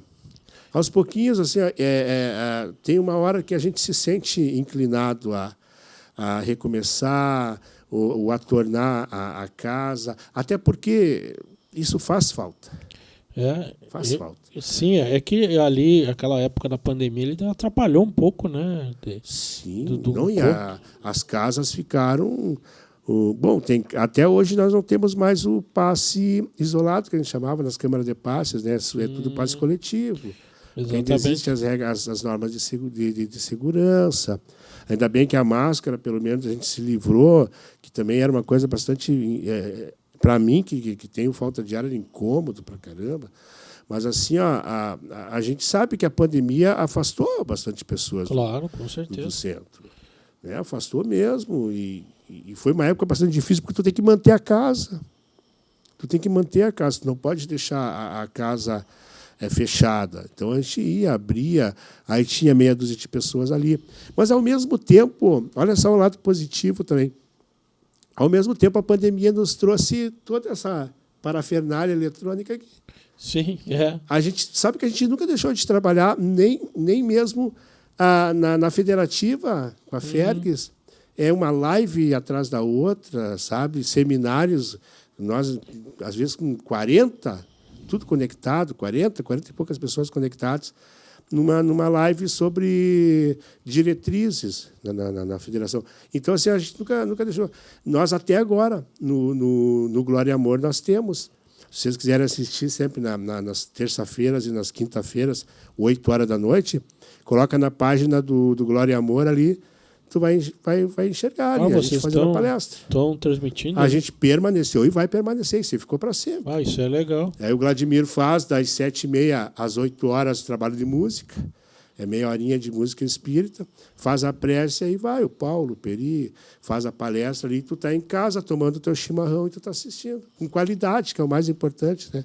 Isso aí melhorou, né? Tudo. Então, é umas coisas que a gente vai se adaptando, né? A gente vai se adaptando de acordo com o que vai acontecendo na vida da gente, e às vezes acontece porque tem que acontecer. Não foi um acaso isso que aconteceu na pandemia, não. Precisava tu dar um pause, sabe, Toco? Te acalma, te aquieta, respira fundo, para. E aí, assim, a gente começou realmente a olhar as coisas com outros olhos. Mas aí entra aquilo que tu falou, a impressão que dá é que não. Sim. E tem pessoa mesmo, Toco, assim, vou ser bem sério para ti, tem pessoa que não aprendeu mesmo. Que piorou. Tem pessoa que não aprendeu, infelizmente. Sabe? O materialismo, por exemplo, a gente vive num mundo assim, materialista, consumista, imediatista, e as pessoas vão nesse tranco louco. Sabe? Eu sei de pessoas que eu pergunto assim, meu irmão, qual foi a última vez que tu fez uma prece? Quando eles vêm chorão, para mim chorãozinho, assim, faz uma prece. Ele, nem lembro a última vez que eu fiz uma prece. Essa correria toda da gente, sabe? Então, assim, é preciso parar, é preciso repensar a vida da gente. Os verdadeiros valores quais são, sabe? O que eu estou ofertando para a minha família? O que eu estou ofertando para os meus amigos? É importante isso. O círculo de amizades ele não é para fazer festa simplesmente ou somente, né? É para se encontrar aqui ou ali. O grupo de amigos é aqueles espíritos afins, que nem vocês. Aqueles espíritos assim, que estão junto na caminhada. Outra coisa que Então, é importante que a gente pense sobre isso. E a gente não pensa. Esse é o problema. Outra coisa que eu noto, Paulo, que eu via muito quando eu frequentava o centro espírita, né? E eu sei porque pessoas comentam com a gente quando perdem um ente querido, né? Eles querem ir no centro espírita para ver se tem uma notícia já urgente, rápida, assim, se como é que tá e tal. E eu sempre explico que nos primeiros dias dificilmente tu vai ter alguma coisa para dizer, né? Porque dizia o Chico, né? O telefone sempre toca de lá para cá, nunca daqui para lá, né? Antigamente, as pessoas iam para a casa espírita pelo fenômeno. Sim. Inclusive, eu cheguei a pegar essa época em que as mediúnicas eram com plateia. Pois é, eu não cheguei a ver tu estava isso, aqui e as mediúnicas estavam acontecendo ali. Aí depois, claro, tu vai estudando, tu vai entrando dentro das normativas, tudo, e tu vê que não há necessidade daquilo ali. Tá, mas iam pelo fenômeno. Essa das pessoas irem procurando notícia dos entes queridos, essa é chavão, até hoje. As pessoas vão e querem saber. Aí a gente explica como tu estava explicando, e a gente diz, olha, nem tem condições de se comunicar contigo, de mandar mensagem. O tempo deles não é o nosso, para começar, né? Não tem, cara. Então, assim, ó, a gente nem sabe, não existe um tempo definido, né? Daqui 4 meses... Não, daqui a 5 meses tu vem de novo. Não existe, cara. Não existe isso. Só que as pessoas, assim, ó, elas se preocupam com isso, né? Isso não é uma crítica também, é só uma constatação. É uma constatação, elas se preocupam crítica com isso e não se preocupam em fazer uma prece para o ente querido, cara. Tem até uma explicação que eu quero dar para eles até, eu acho. Sabe? Que muita gente me procura. Porque... eu acho que eu vou no centro espírita porque eu quero saber notícia, tu vê. E eu sempre digo, cara, eu acho que tu não vai ter notícia nenhuma, meu. Eu acho que a morte, assim, ó, até nem acho, eu tenho certeza. A morte, ela se veste de um caráter assim, que passa tempo, entra ano, sai ano e continua sempre a mesma coisa. Ela primeiro santifica a pessoa que morre. Sim, depois que morre, toda a pessoa o cara boa. mais danado do mundo, ele era tão bom, sabe? Primeiro santifica, essa é uma Primeira coisa.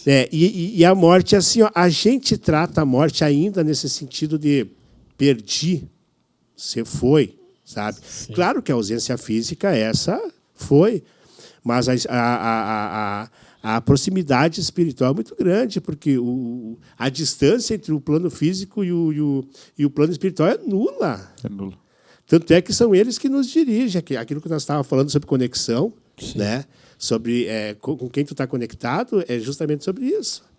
Sabe? Quando tu diz assim, ó, começa a tecer pensamentos em relação a uma outra pessoa, mas pensamentos de maldade, aí eles vêm, isso mesmo, Toco, pega e vai lá e faz isso.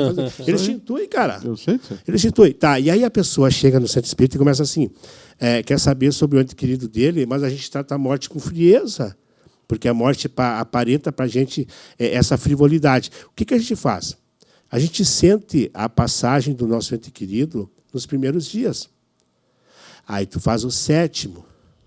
Aí, de repente, tu faz um primeiro mês de desencarne. E ali tu reza.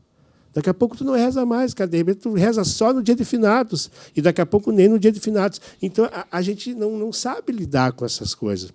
Eles estão aí. Eles estão em toda parte. Eu tive desempregado, vou contar para vocês assim, ó, a minha mãe já era falecida. E eu estive desempregado e eu fiquei bem da pandemia. Imagina, além da pandemia, eu fiquei desempregado, né? 2 anos e pouco desempregado. E aí, claro, vendia meus livros, graças a Deus, Deus me abençoou com essa arte maravilhosa. Vendia meus livros, fazia um trabalhinho aqui, trabalhei lá para os guris do De Vereda, lá, fazendo uns textos para eles, ali para o Graco e para o Alexandre. Ali. Aí estava me virando. Viu os 600 do governo? Aí, chegou uma hora que eu estou desesperado, cara. Comecei, meu Deus do céu, foi poupancinha de um, poupancinha do outro, foi o dinheirinho do filho, e tem que botar boia na mesa. Né? Aí eu fui para o meu quarto, cara.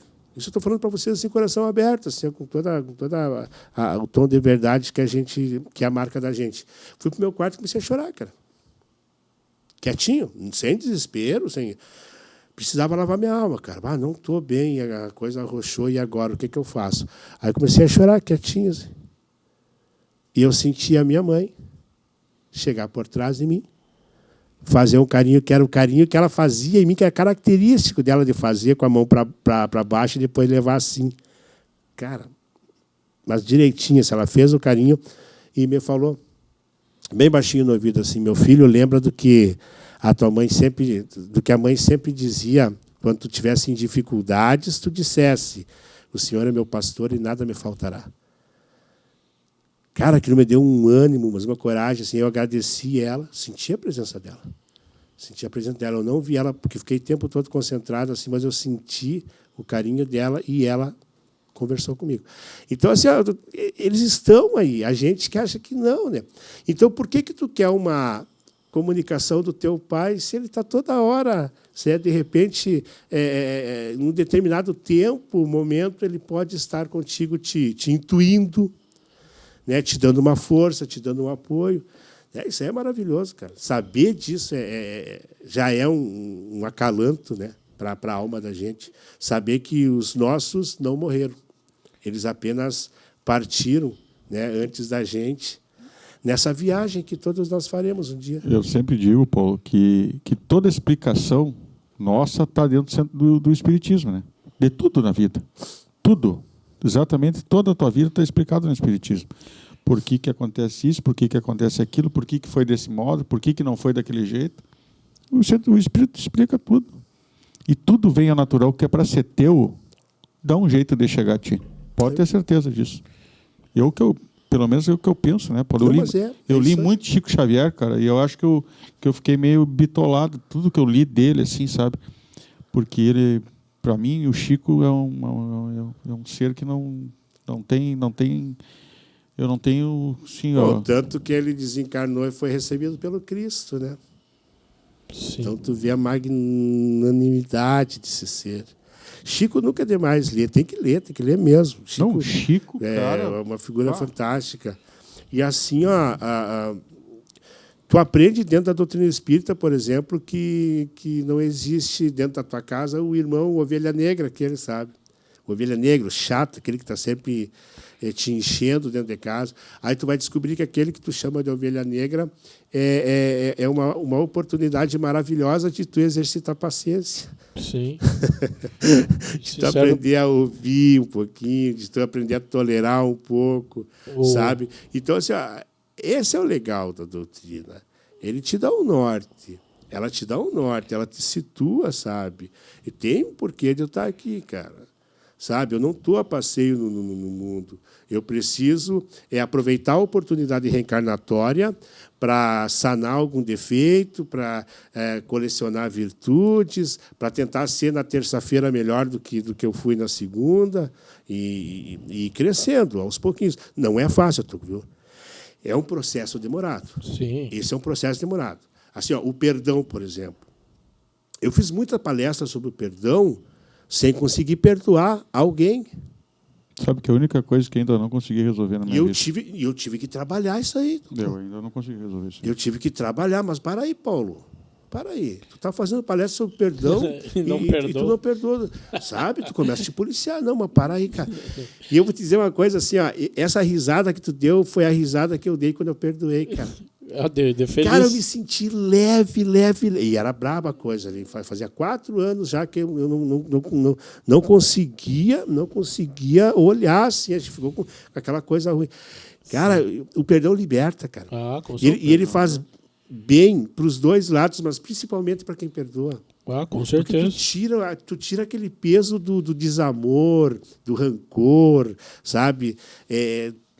Tu tira, ele sai de ti, tu fica leve. Então, assim, é uma coisa... Aí eu te digo de novo, não é fácil.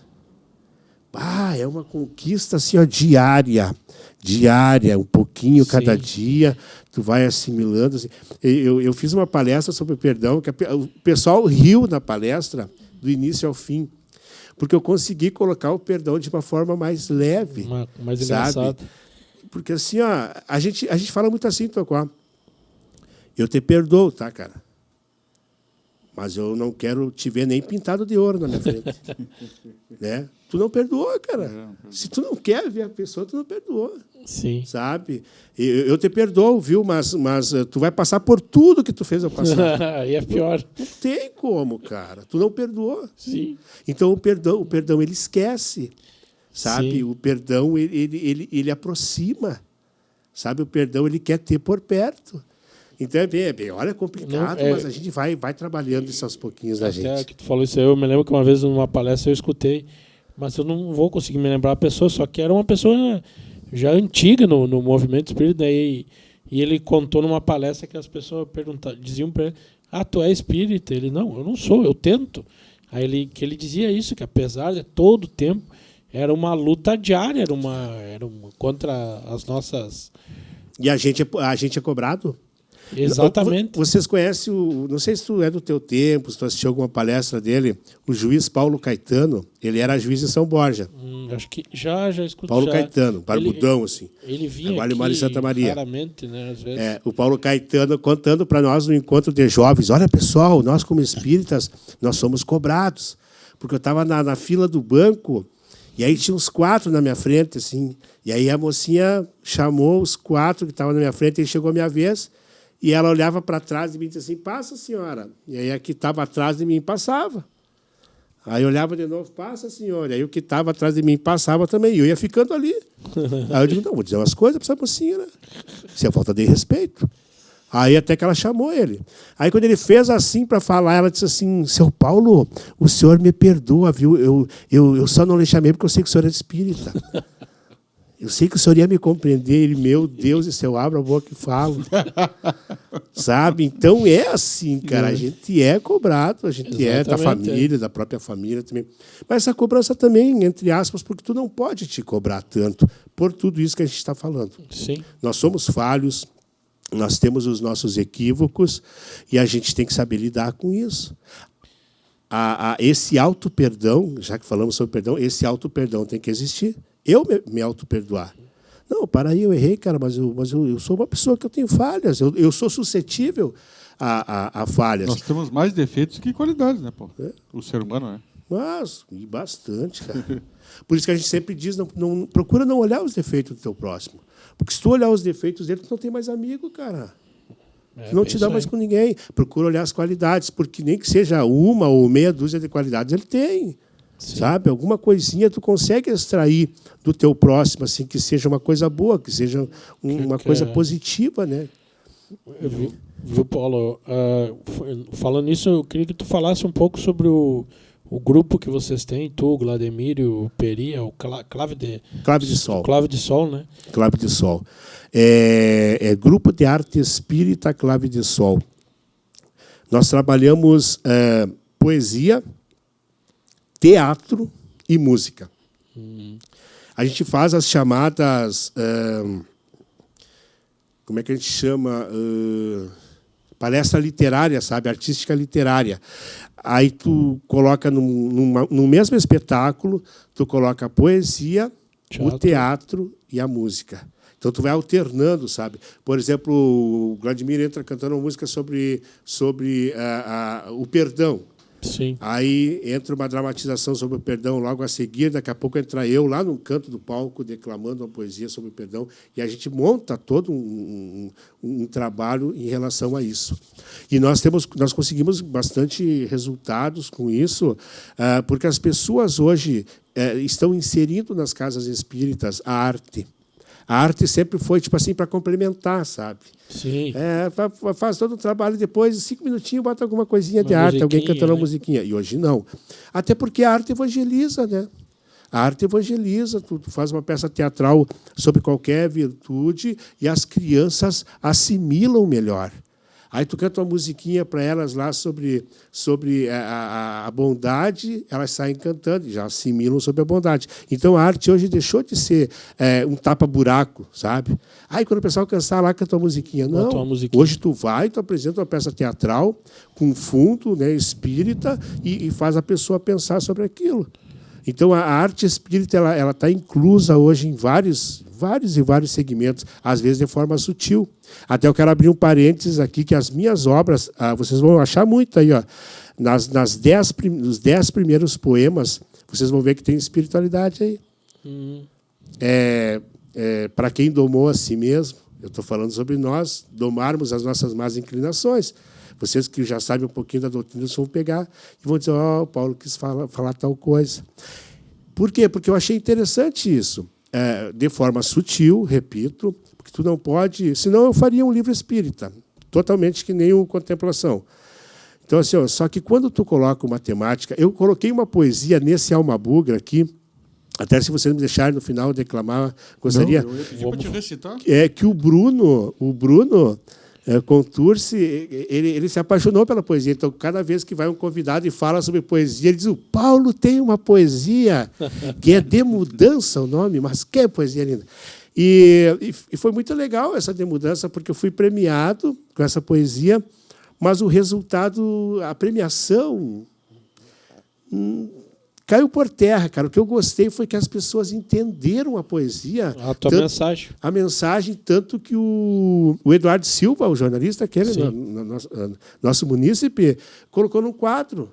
Então, olha só, gente, ele pegou e colocou o meu poema no quadro, na casa dele. Que legal, né? Então, assim, eles entenderam a poesia. E isso foi maravilhoso. E isso é espiritualidade.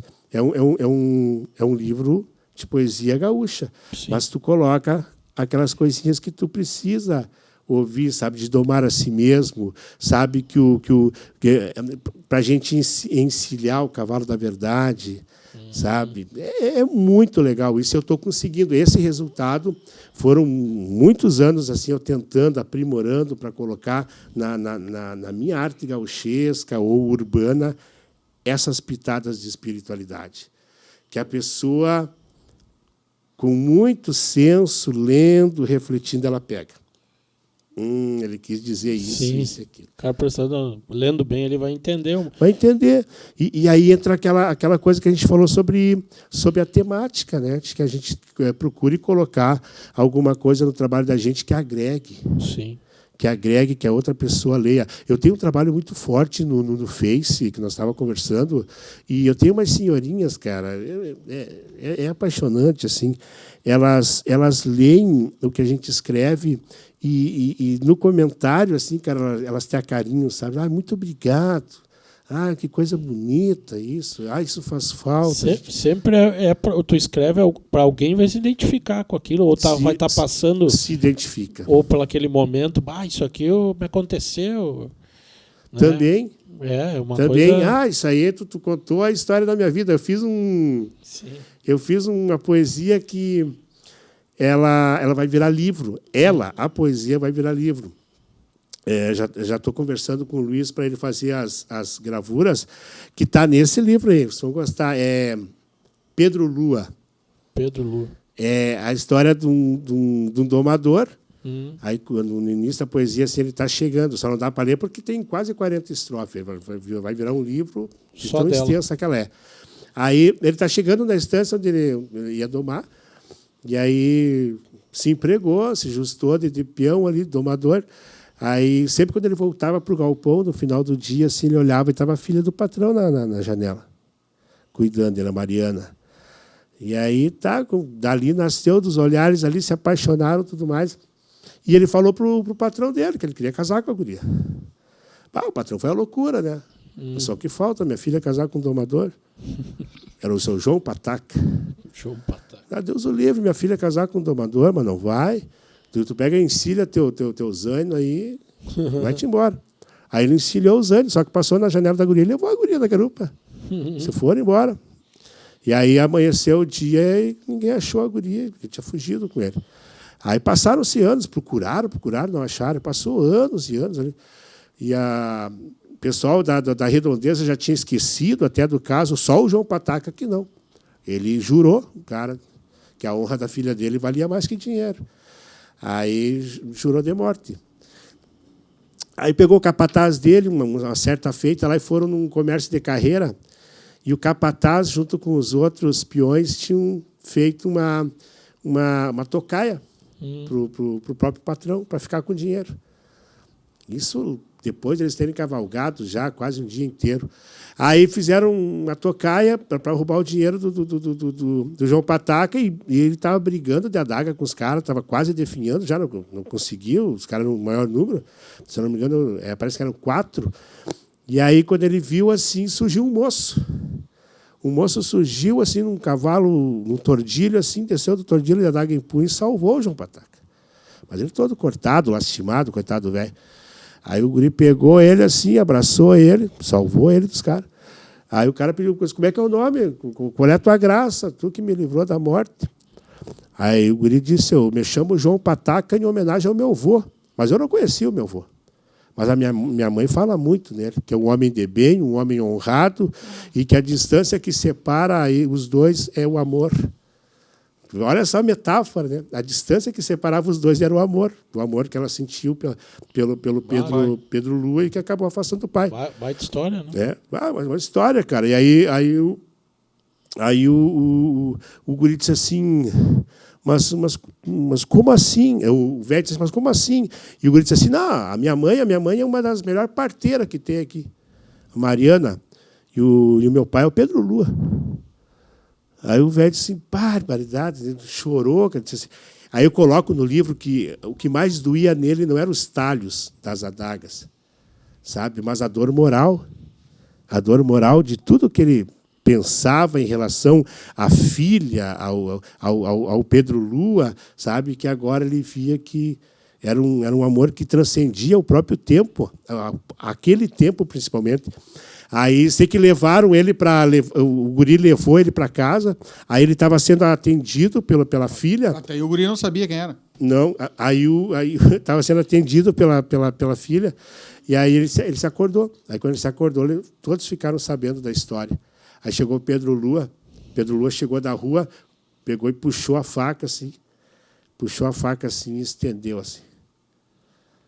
Eu sei pela boca dos outros que tu queres, né, me fazer mal, aqui está a faca. Agora, se for do teu agrado que nós possamos caminhar juntos. Aí o velho chorou. Eu sei que os dois ficaram amigos, e ele disse assim, como o capataz dele fez a tocaia para ele, disse assim, a minha estância precisa de um capataz. Levou a filha, que estavam passando dificuldades, até no rancho barreado, tudo, levou para morar com ele. Então, são histórias assim que a gente procura colocar esse fundo de moralidade. Quanto tempo tu demorou para escrever essa poesia?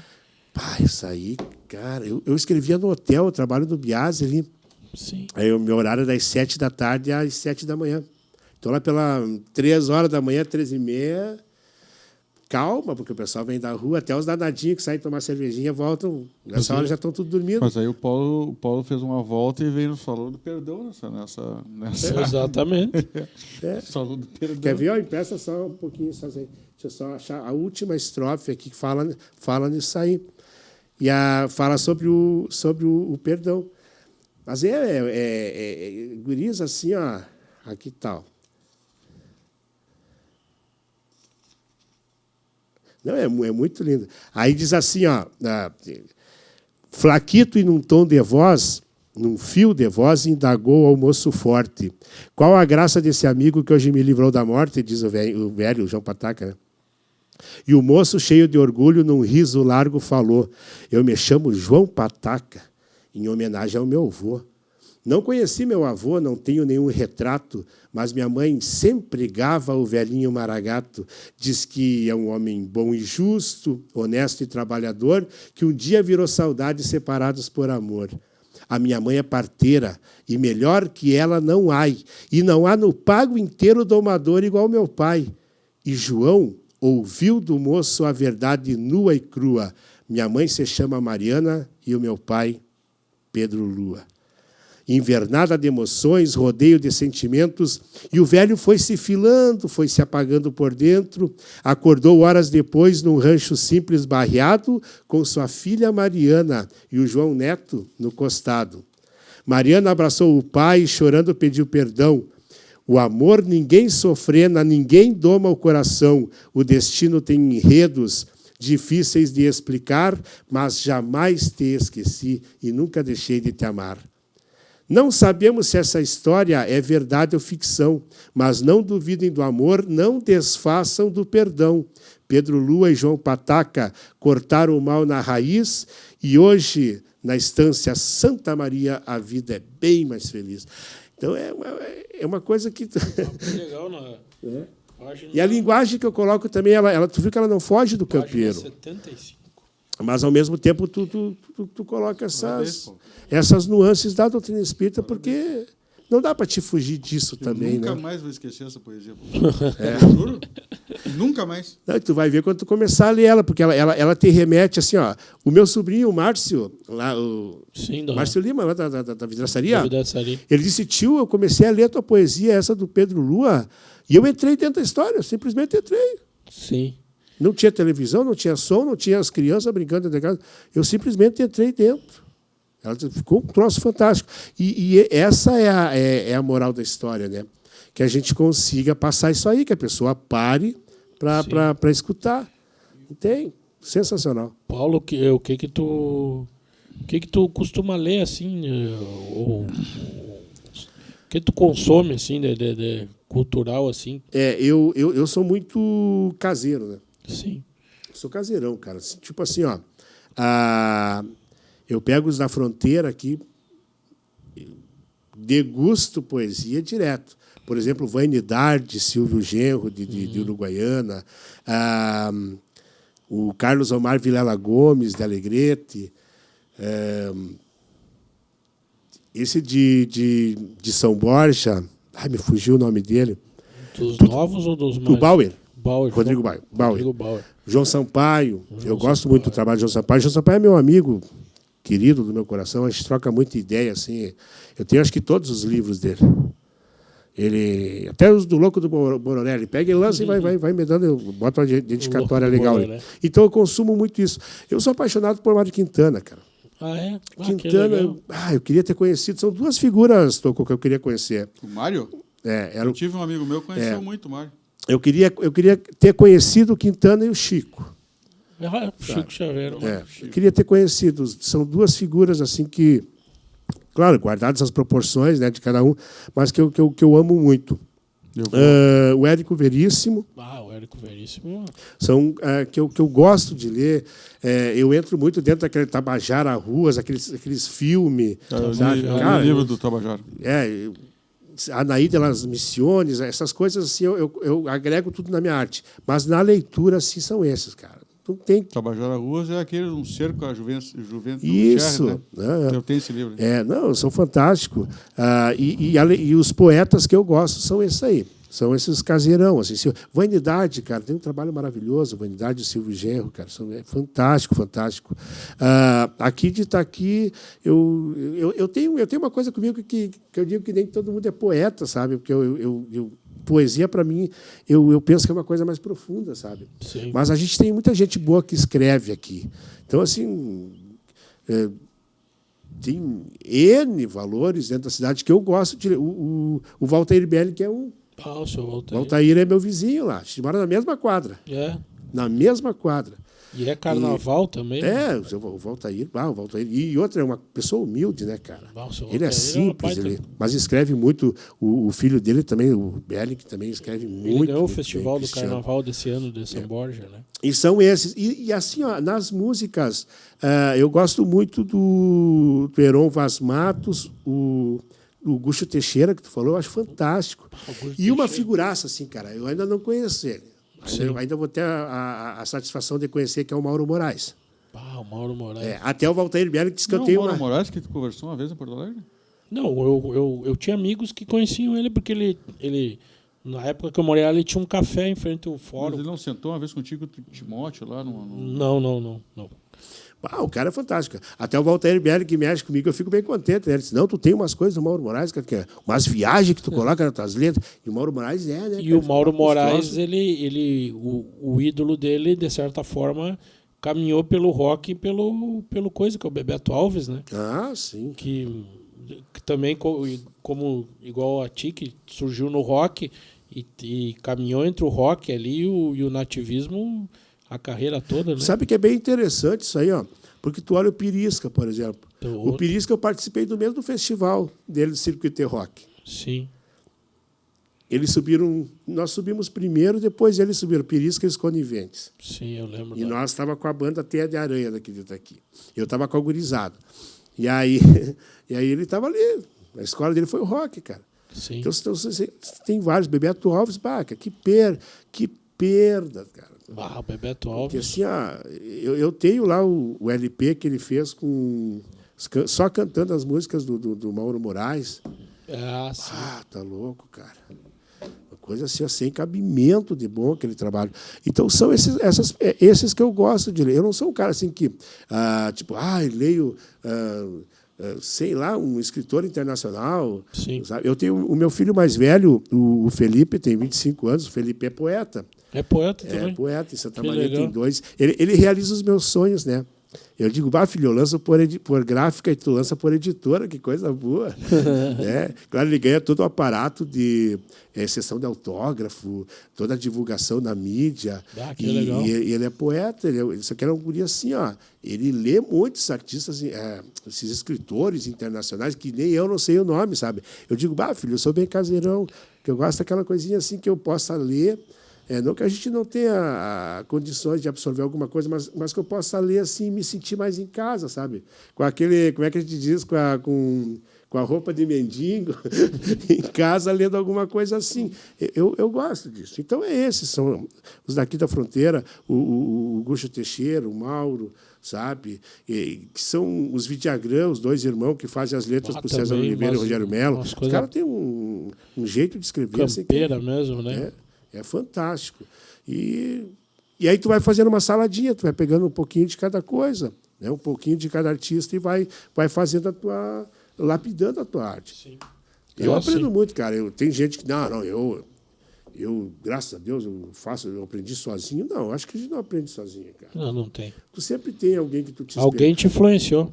O João Sampaio, eu muitas vezes telefonei para ele, eu encontrei ele na rua, o que tu quis dizer com aquele termo?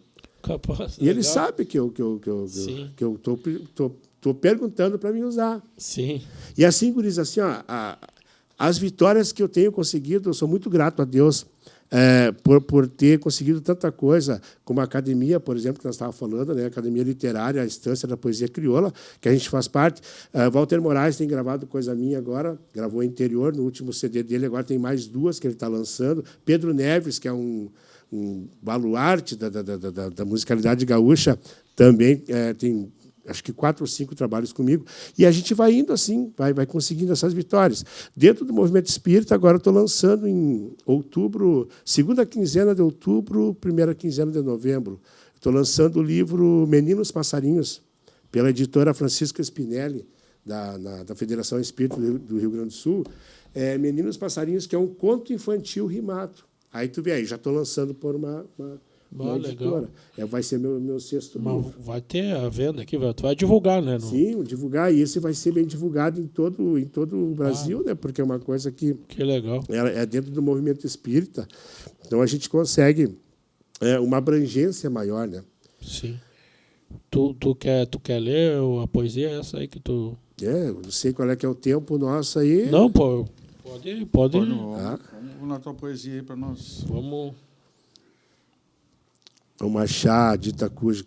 E essa poesia é muito, muito interessante, porque quando eu declamei ela no programa do Bruno, o Bruno pegou e me pediu, olha, faz assim, ó, tu chega em casa agora e pega essa poesia e já me manda direto no WhatsApp.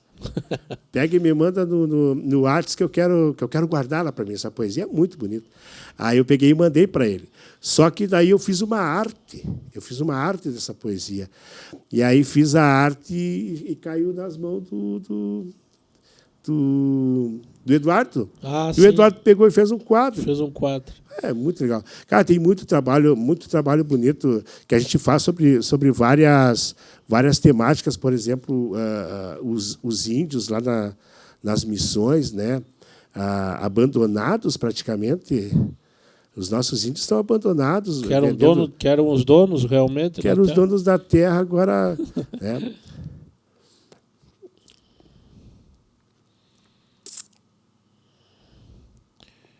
Vamos achar. Esse livro aqui são 80 poemas. 80 poemas, achei. Muito bem. O título dela é De Mudança, mas é um convite para que a gente possa pensar sobre o nosso dia a dia, sabe? Sobre o que a gente está fazendo da vida da gente, o que a gente acha mais importante dentro da vida da gente, quanto a sentimentos, coisas assim. Aí ele diz assim, ó, eu tô de mudança, juntando pertences. Se diz não ter nada, mas como tem tralha na alma da gente. Estou me mudando, me guardando em caixas. O que não me serve, eu deixo para um canto e só levo comigo o que o coração sente. As boas lembranças, os tantos amigos e os sonhos dormidos que o tempo velou. Não faço carreto de coisas pequenas, nem encilho queixas. Apenas me vou. Eu estou mudando por dentro para um fundo de campo que arranchei em mim. E não cabem rancores na nova morada, nem ódio, nem mágoas, somente o que sou. Me vou adelante sem medo ou retovo para ser homem novo, verdade e razão. No velho galpão, de semblante sério, ficou o homem velho, batendo tição. Eu estou de mudança, desfazendo as malas com fartos peçoelos de amor e esperança. Tão triste é o homem avesso a mudanças.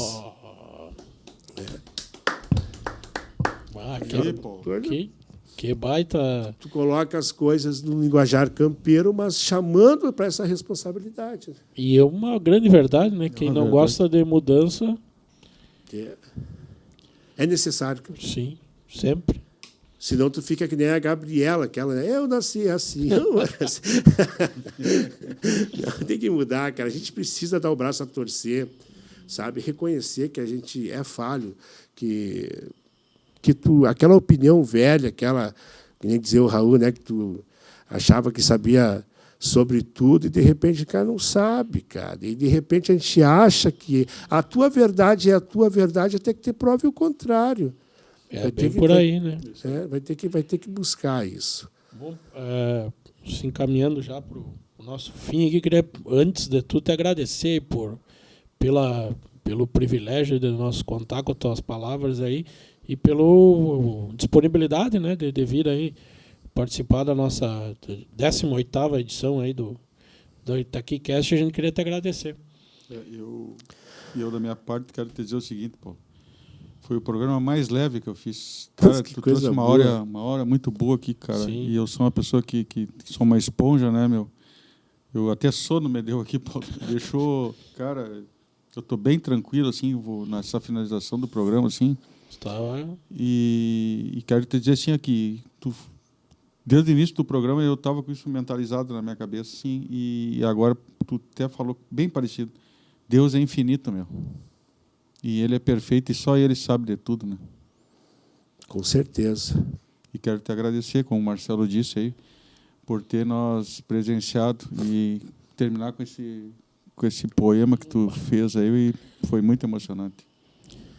Eu agradeço, eu faço minhas as palavras de vocês, e é muito importante para a gente, guris, assim, ó, eu digo guris com maior respeito, maior educação, é muito importante para a gente como artista, e eu visto a camiseta. Sim. Né? Tem gente que diz assim, tem o Paulo Santos, meu amigo, professor, né? Professor Paulo. O Paulo Santos, eu digo, tu é um baita historiador, cara, que legal esse acervo que tu tem na cabeça. Eu não sou historiador, eu não me considero historiador. E eu fico bravo com ele. Sabe? Eu digo assim, tu tem que vestir a camiseta. E eu visto a camiseta artista, cara. Eu digo, eu sou artista, e eu não falo isso assim, sabe, tentando me engrandecer. Eu digo porque a arte precisa que eu me posicione. Exatamente. A arte precisa que eu seja um instrumento dela para levar a minha mensagem adiante, que nem vocês se emocionaram com o de mudança. É uma verdade. O homem velho, aquele arraigado ao materialismo, ao egoísmo, à ambição, ficou lá no galpão batendo tição, cara. Aqui está indo agora um homem novo, buscando novidades boas, né? Boas novidades para a alma. Então, assim, muito obrigado, Guris. Que coisa boa. Foi muito legal fazer o programa com vocês, assim, deixaram bem à vontade para conversar e espero que a gente tenha atingido o objetivo, né? Porque é uma novidade para mim também, mas tomara que a gente tenha atingido o objetivo da gente nesse programa, de levar um pouco de entretenimento para o pessoal de casa, né? Pessoal que nos acompanha. E muito obrigado. Que Deus abençoe nós todos e que a arte seja esse intercâmbio maravilhoso entre céu e terra, né? E esse teu programa vai ficar eternizado no YouTube, né? Que coisa boa. Esse não morre mais. Então tá, agradecendo ao Paulo, também vou agradecer aos nossos apoiadores aí, né? A Alessandra Empréstimos, a Mecatron, a Vicência Cervejaria, o Ike Fome, né? O Grupo Braseiro, a Eletrosul Energia Solar, o Artesanal Burger e o nosso estúdio aqui, né? O Execute, o nosso amigo Gessé aí, né? Agradecer ao técnico aí, da técnica Gessé. E agradecer a todo mundo que acompanhou aí. Não esquecer aí de curtir aí o vídeo aí, dar o like aí, vão compartilhar aí para nós disseminar esse conteúdo aí. Um grande abraço a todos. Muito obrigado.